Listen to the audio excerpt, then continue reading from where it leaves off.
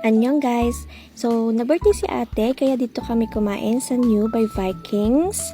So, meron silang existing na promo, birthday treat, and graduation treat sa mga graduate this 2025. And here, yung table namin, sobrang social. Parang pang-hotel yung atake. Sobrang ganda ng place, sobrang sarap ng foods. And ang dami mo talagang pagkain na pwedeng kuhanin or pagpilian.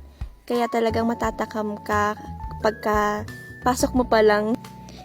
Grabe din yung presentation ng foods. Kagaya nito, like ang liliit nila. So parang ang sarap nilang kainin. Kaya talagang mapapakuha ka para itry siya. Sa dami ng choices ng foods, marami rin talaga yung pagkain na hindi ko nakuha o hindi ko na-try. Katulad itong sa shabu-shabu set.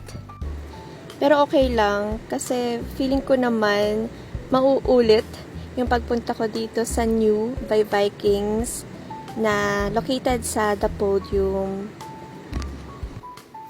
Here yung iba't ibang klase ng salads. And also, meron silang cold seafoods, specifically shrimp and tahong. Ito naman yung sa halo-halo. And meron din ditong crepe. So, bet ko siya. So, chocolate yung pinili ko doon. Ito yung iba pang panghimagas. So, marami pa siya. Hindi ko lang naisama yung ice cream. Ang daming ice cream flavor. Sobrang sarap, lalo na nung avocado. Kung sulit ba? Yes, sulit! Kaya try nyo na siya guys, lalo na kapag may okasyon.